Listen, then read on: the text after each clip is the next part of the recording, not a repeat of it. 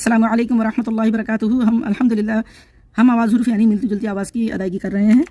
अगर इसमें अदायगी अगर फ़र्क नहीं किया तो ये पढ़ना इस तरह हराम हो जाता है। और इसकी हम अदायगी करेंगे हा, हवा निकालें हा, इसकी अदायगी होगी हा हा हा, जैसे कि अल्हम्दु पढ़ते हैं और अल्हम्दु। अब यहाँ पे आप अदायगी देख लें, अल्हम्दु अलग होगा, अल्हम्दु अलग होगा।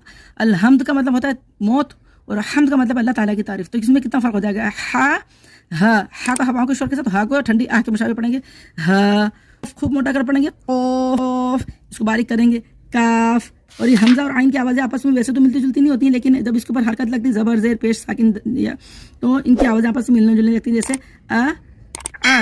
आ अगर हम पढ़ेंगे तो वो नहीं है। इसको अदायगी करेंगे आ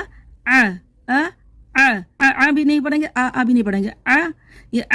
ये कमेंट करके अगर मुझसे कोई पूछना चाहें कोई बात तो आप मुझे मेरे मालूम कर सकते हैं।